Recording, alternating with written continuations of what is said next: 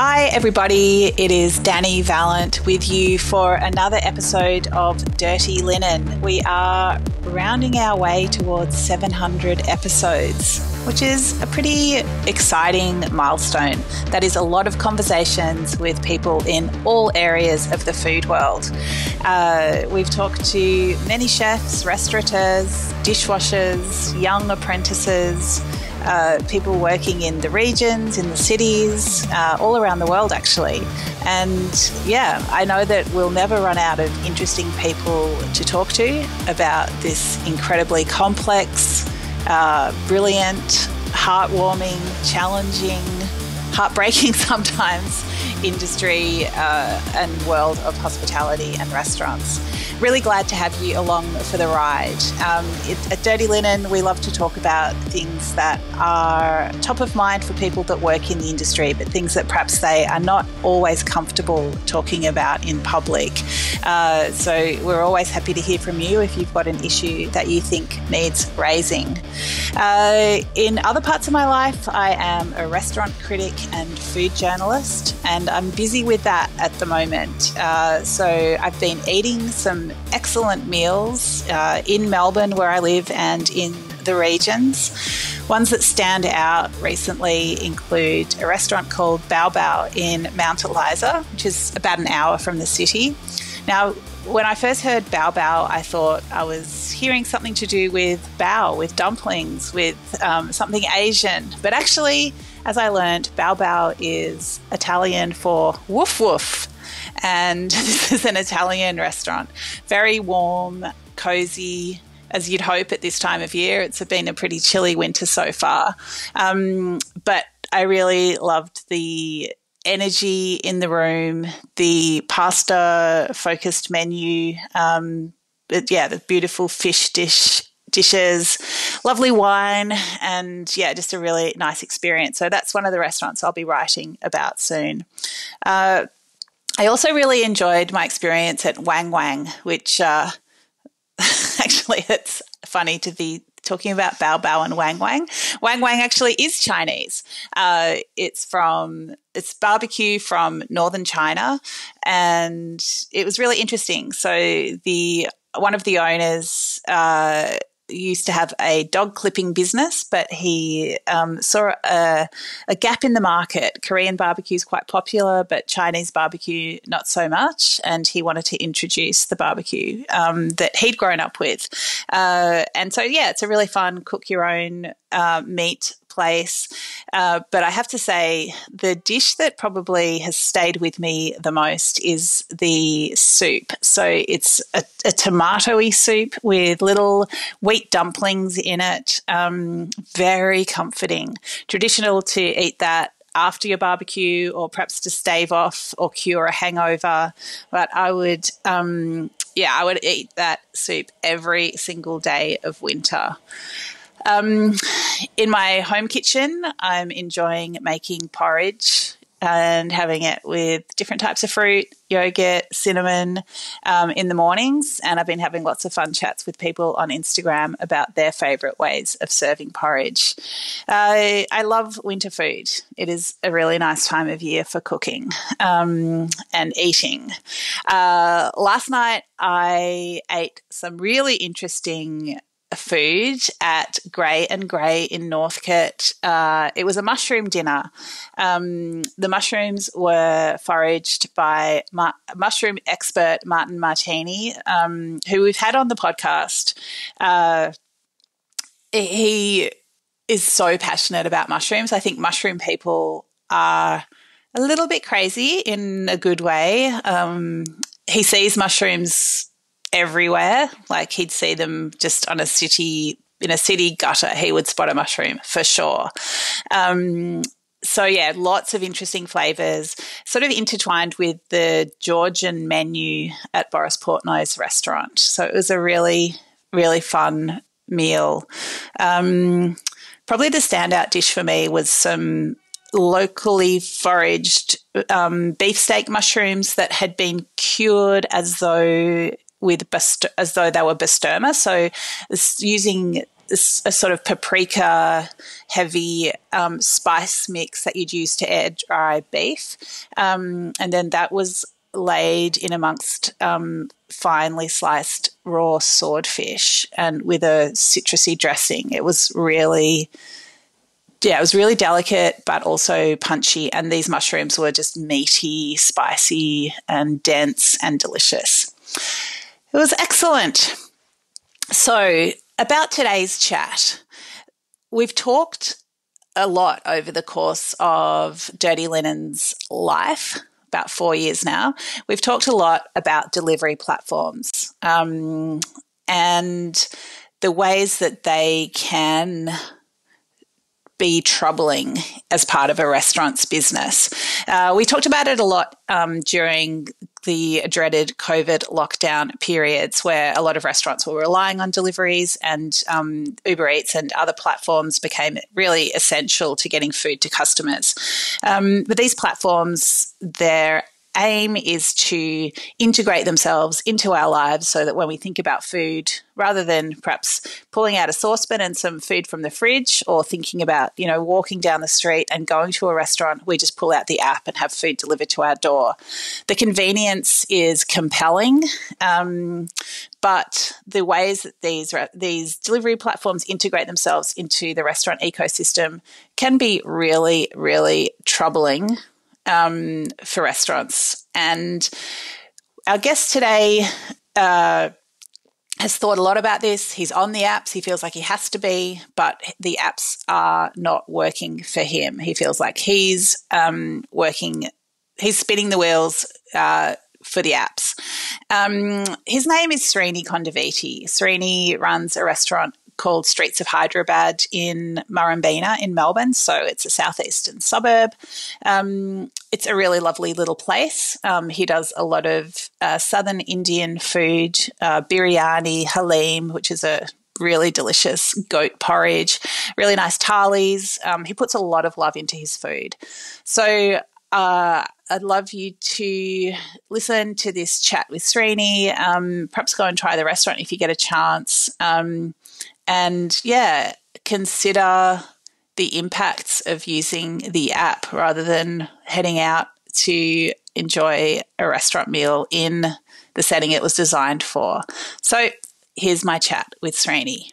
So Srini, I'm super glad to be chatting to you today. And I thought where I'd like to start is with your really amazing, detailed, Hyderabadi style biryani. Can you tell us what makes it so special? Yes, so the dish is not actually from India. It is from the Middle Eastern countries which came to India through some kings. So what we do is, biryani essentially means cooking the rice with the juices from the meat. So that's why we put the meat and the rice together and laid the rice on top with semi-cooked rice. So the juices in the meat cook the rice. That is the specialty of the dish.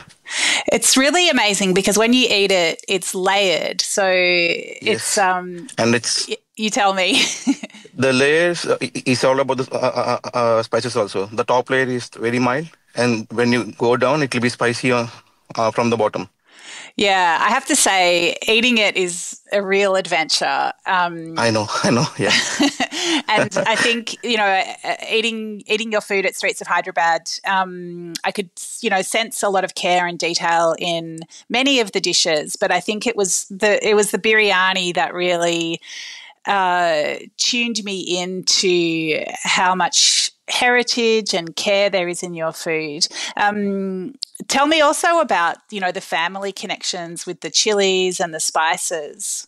So I come from an area called Guntur. So if you know about the chili powders, you must know about Guntur. So because the Guntur chili powder is one of the best quality in the world. So I come from that place. So whatever we cook in our kitchen, I import the chili powder from India. Yeah, beautiful. And is it your uncle that works with some of these chilies? Yes. So my uncle used to be a farmer before, but now he's not a farmer. But what he does is he gets the chilies from there and he mills the spice powder and he blends it with some other spices as well, and he sends me the blend. So I use that blend in my curries now. Yeah, it's really special. I just love that connection and the storytelling that you do through your food. And I suppose I wanted to set it up like that because some people might think, oh, it's just a casual suburban restaurant, whatever. It's just food that I might want to eat on the couch one day. But I think it's really important that people understand this is your life. Like you're putting everything into this. Yes, I mean, this has been always my dream. And whenever I cook something and when I see the people's faces happy, that gives me the ultimate happiness in what I'm doing now. Yeah. So that's the context for the conversation we're going to have about Uber Eats and the way that this delivery platform really undermines what you do in your restaurant and the care that you take to present your food to people. So I want you to move on to that part of the conversation and tell me about the time in your kitchen where you watched your chef running around and you just had a bit of a light bulb moment. Yeah, so it is a bit of lengthy story, but I'll make it short. So the first thing is we are going through a dull season in the year. So the June and July it's very dull in the year. So I'm already depressed with the sales, looking at the numbers, and the numbers are going dominant to Uber Eats. I mean, instead of dine-in versus Uber Eats ratio is increasing every week. So my dine-in is going down and the Uber Eats is going up because of the winter season. And one day I was just walking in the kitchen depressed, and when I was looking at the chef, he's running back and forth like anything. And I stopped there and I went to the Uber Eats backend platform and I removed all the labor intensive items from the menu.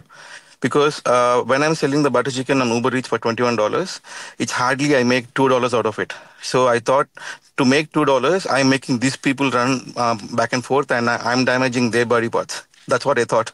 And I thought it's not fair on them to work for such low prices. So that's the reason I removed the labor-intensive items from the menu entirely. Uber Eats and DoorDash and everything. So, but surprisingly, what's happening is customers are coming to directly to me now. So my dine-in sales actually went up after I removed the items on Uber Eats. That's so interesting. So to be clear, like your chef is working like crazy to make profit, not for you, but... Yes, exactly. It's not just with my chef, it's everywhere. It's everyone. I can say that Uber Eats and DoorDash, they're not giving any advantage to the industry. Rather, they're killing the industry with the small businesses. Why do you say that the delivery platforms are killing the industry and harming small business? I'll tell you the two major problems in this. Uber Eats is, and not Uber Eats, we can say DoorDash and anyone, they are making deliberate attempts to get the customers on board, and the attempts goes further when they want the customer to come back again and again. So for that reason, what they do is they incentivize some restaurants to put their prices down.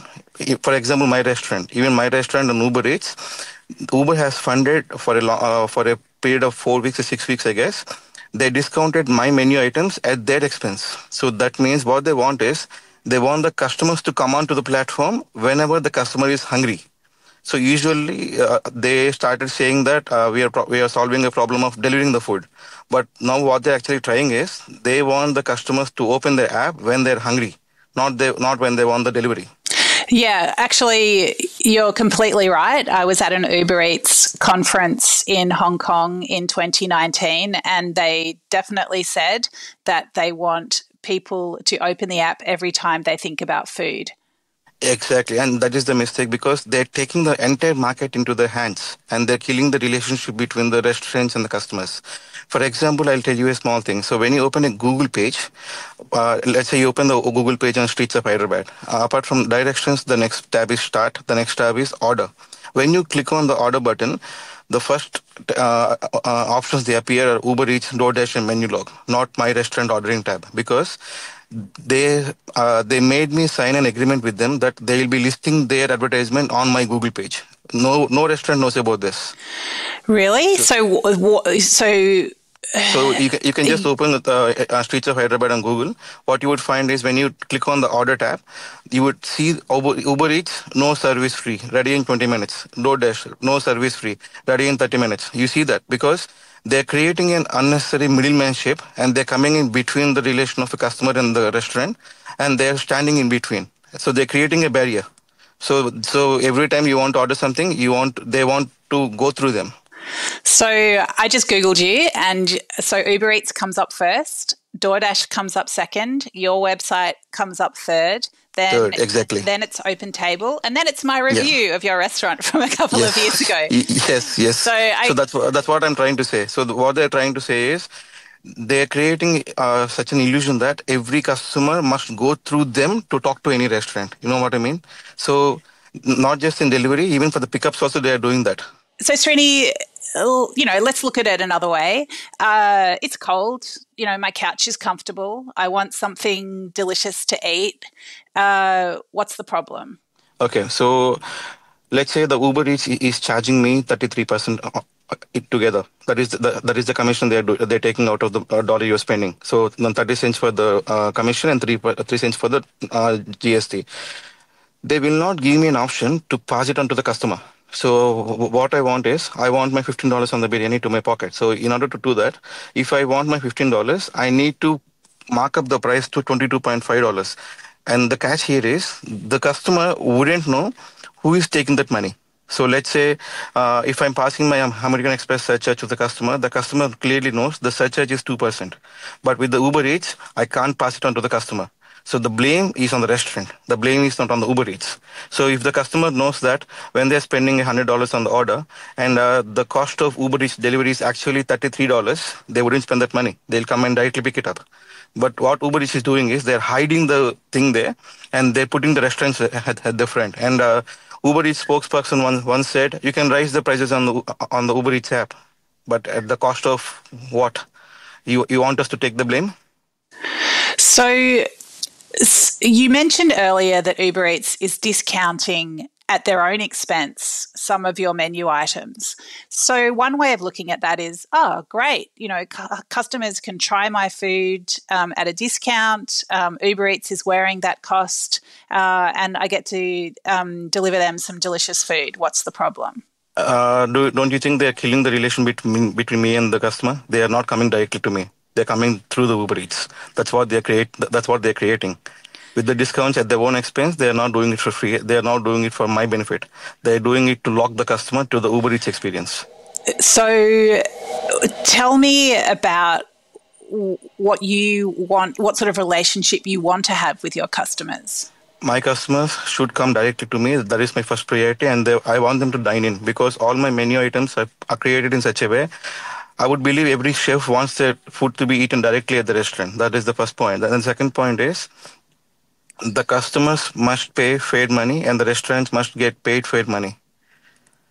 But what Uber Eats is doing is they're putting us in a situation that where we can't go out of Uber Eats and can't stay in the business like that. So would you or could you ever leave the platforms? Before 2016, it could have been possible, but now the market share in Uber Eats is so big that leaving Uber Eats is a suicide for small businesses. The only way out of it is maybe taking a collective action as an industry. Other than that, there is no other way out. Wow. I mean, how do you feel about this? You're doing the numbers, you're watching, people experience your food in a way that doesn't seem ideal to you. I mean, how do you feel about this, Srini? It's just depressing, very much depressing. And you can't believe this. I mean, I work 70 hours a week. I'm there in the restaurant 7 days a week. I come here every day morning because I do specials on Saturday and Sunday. So for those specials I'm doing on Saturday and Sunday, I do my trials on Tuesday and Wednesday. So I'm here all day every week. And at the end, I'm not even making enough money as my employee is making. I never actually made a decent profit in the business in the last 3.5 years. But Uber Eats and DoorDash, these people are taking commissions of at least $5,000 from me every week. And how much money are you taking home? Less than $2,000. Sometimes not even $1. I'm being honest. I mean, now I'm good. But from the last year, I have been focusing on my business very much, and I am improving my dining experience. I renovated the place. And I'm always in the kitchen now, and I'm making my food better than ever. And not just me, I'm assuming that the industry itself is producing the best food ever because everyone is scared to get out of business. So whichever restaurant you go, every restaurant is doing very good food now.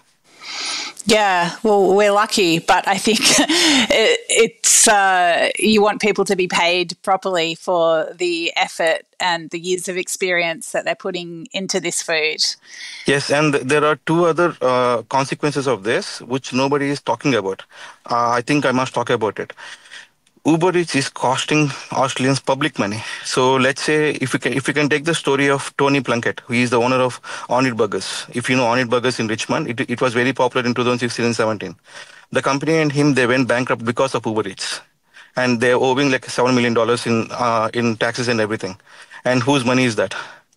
And not just that, if you talk about the numbers and everything, if you go to the accounts of every restaurant, I would think at least some of the restaurants are facing the same issue, and they are either in a position to not pay their taxes on time, or what happens is the restaurant owners will have to look at exploiting things to come out of it. I mean, they'll be forced to do that, because let's say if I'm doing $40,000 in sales, among that $20,000 is in Uber Eats. If Uber Eats is taking $6,600 in that, I'm not left with anything in my pocket. But the effort of making $20,000 sales is nobody's talking about.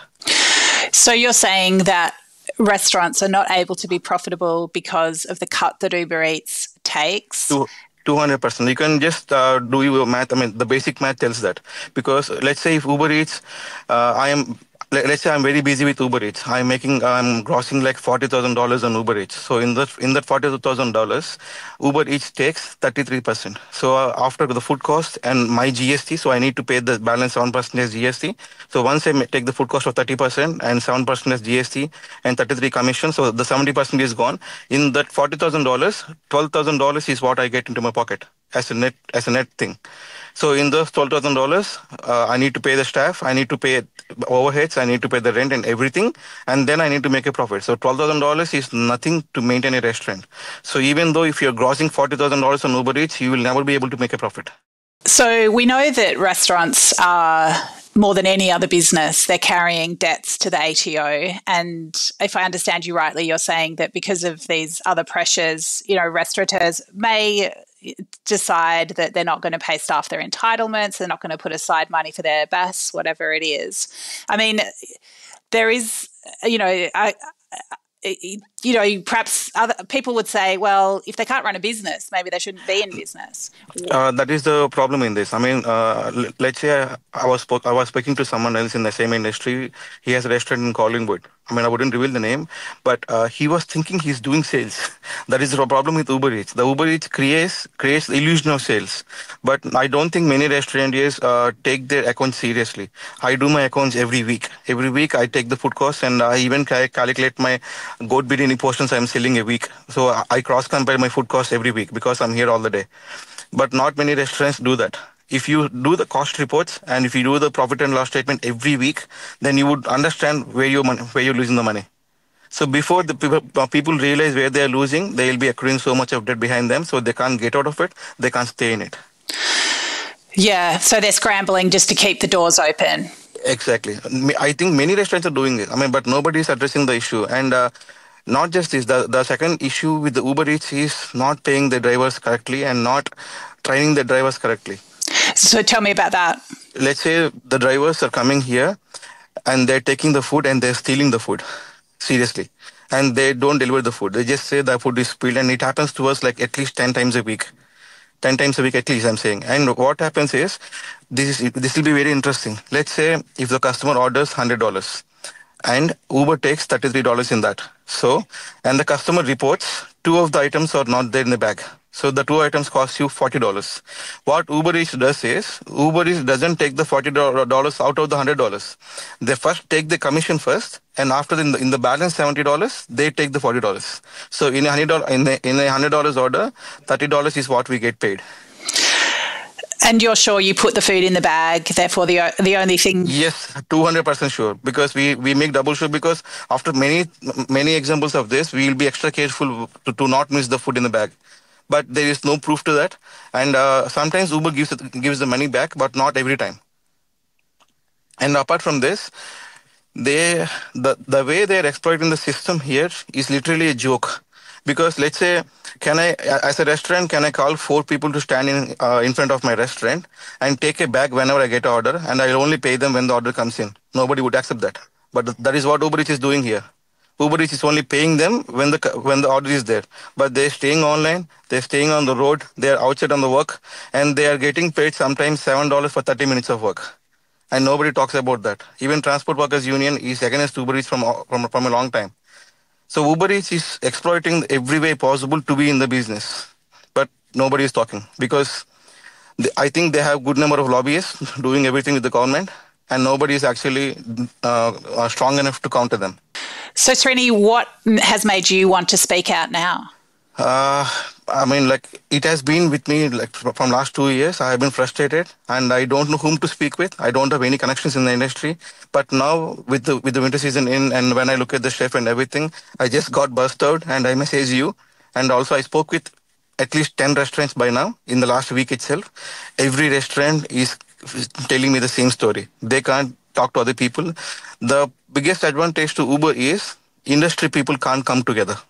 Industry people not coming together to take action against Uber Eats is their advantage. Let's imagine if 50 restaurants in Southeast Melbourne come together and put Uber Eats offline for 3 days straight, they will listen. They will come down to talk. Let's make it happen. That's what I want to do. I mean, I have been talking to bigger restaurants like Dosa Hut and Chili, and I have even spoken to Mukka also. Mukka, the Kabir brother.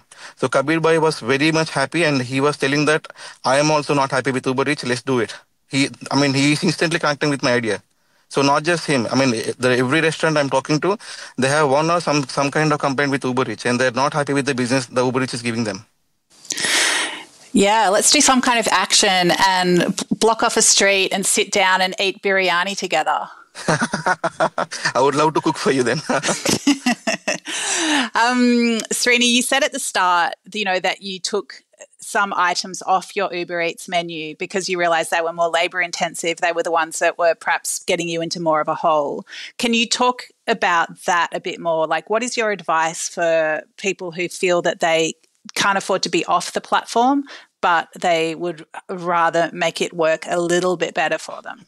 Yeah, I'll tell you my example. So let's say we cook biryani in batches. That is how they should be cooked. So we cook 50 biryanis at once. So the chef comes in the morning at 8 o'clock. He's already making it now. So he comes in the morning at 8 o'clock and he cooks in batches. So our goal is to sell all the biryanis by the end of the day.